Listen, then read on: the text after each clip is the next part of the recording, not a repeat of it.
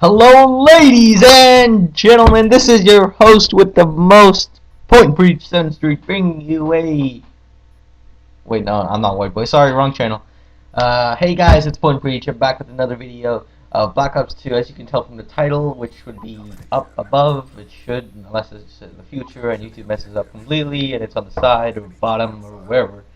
So, I'm gonna be talking about Call of Duty Ghosts. And I know, everyone's gonna make a video about this, but I really wanted to make a video about this also, along with everyone else, because I want to say what I think, like my opinion, some other opinions that people gave to me that I really thought were amazing. So I'm just gonna go through my list that I took on my iPhone. Um, as you guys saw from yesterday's trailer, or I'll put a link in, I'll put an annotation, which should be on your screen in 3, 2, 1, now. That should take you to the video. If I didn't do it in the right timing, that's because I'm awesome, and I like to mess up on purpose. But that will basically take you to the trailer. I doubt many people will watch it on this one because I only have like 15 subscribers, as compared to like other channels where I have like millions of subscribers. But yeah, I'm just gonna be going through what I saw initially. First thing I want to say, a lot of influence on masks. I mean, the whole I believe in the code name somewhere, someone found that it was like May 1st masks trailer that was like part of the code name, and that's kind of like hmm. I guess for campaign wise, that makes it pretty interesting. Um, because masks usually hide people's faces, right? That's what a mask does. So what another thing that these, Infinity Ward that's trying to pull off by, advertising, like, not advertising, showcasing all their masks in the trailer is basically saying how many people use these masks. And, that's very simple. That's what they say themselves. They give different reasons why they do that. But I think it's really important because I think the campaign is going to basically be about, people who are trying to, how do I say this? People who are like in a special ops team, like let's say Task Force 141 from 142. This is a big example, and I'll tell you why later.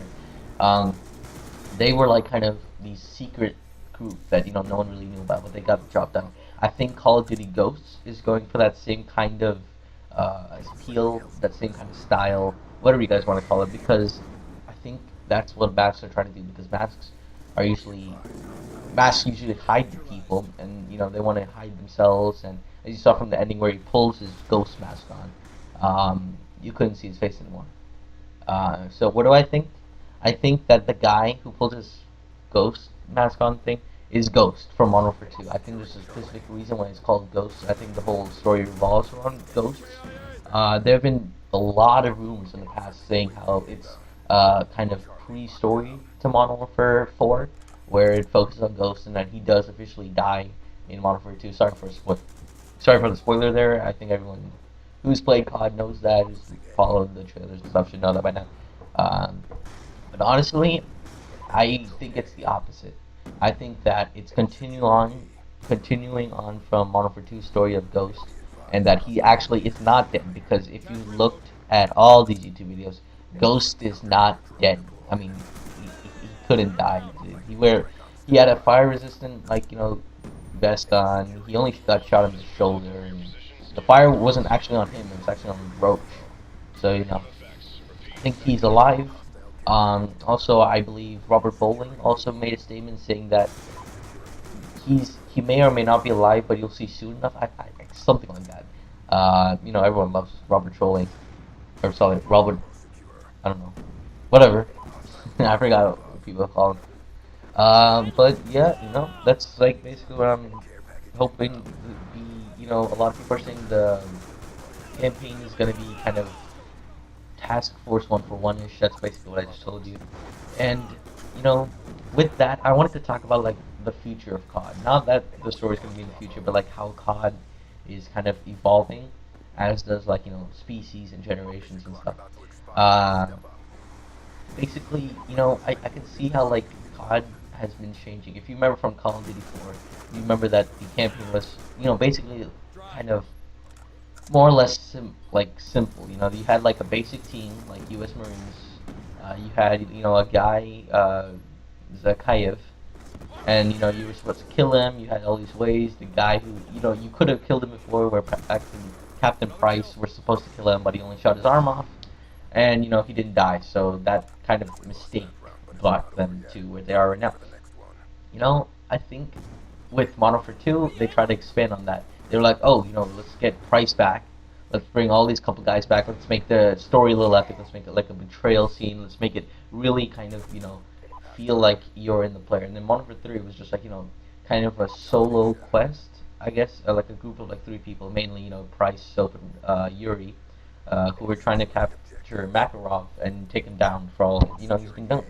So I think it's really gotten personal over the years, as it used to be, a whole group of like Marines. Then it got to a small group called Task Force 141, and now and in Modern Warfare 3, it was a group of 3 guys who weren't even loyal, I guess, to a nation. I guess they kind of were, and they weren't, and depending on how you want to do it, but depends on your view.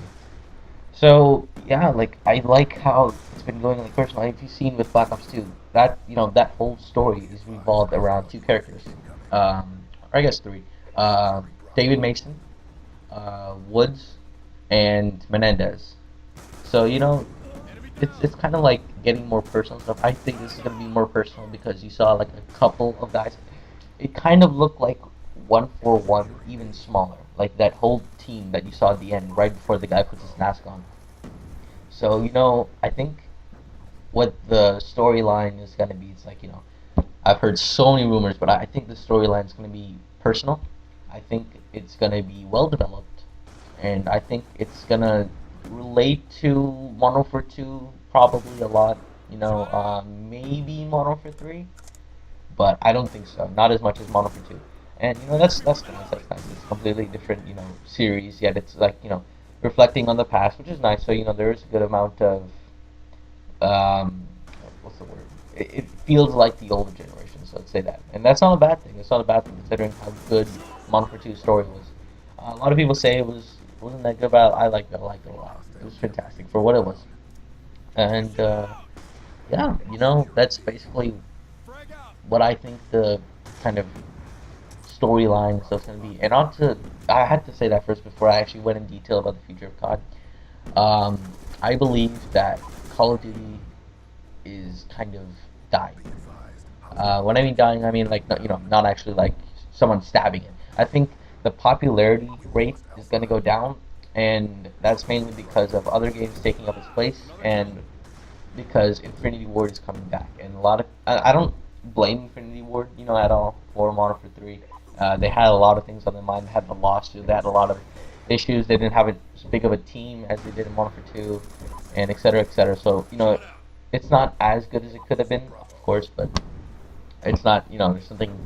There's no one man that's responsible for everything. Like everyone says, Robert Bowling is, but I think a lot of people are obviously not going to buy Call of Duty Ghosts because of Modern Warfare 3's reputation and because of Infinity Ward's new reputation. So I think that's going to fall. I think Battlefield 4 is going to go up because if you've seen in the Battlefield 4 17-minute trailer, you have to make a lot of like personal decisions that really heighten up the kind of climax of the story and really make it epic. So I think a lot of people like that. That's why I think that Battlefield 4 will receive a lot of publicity. And like if you've seen even from Black Ops 2, Black Ops 2 sold less copies than Modern Warfare 3 in the I believe the first 24 hours, but it made more money because of course you had the care package edition, which was $180 as compared to Modern Warfare 3's $100 edition hardened, $100 hardened edition. Sorry. So yeah, that's my 2 cents, and I specifically chose this gameplay as well. You'll see in the end. It's like I hope Modern for well, sorry, Call of Duty Ghosts expands on their connection. I hope they really listen to the community on this one because they kind of have to.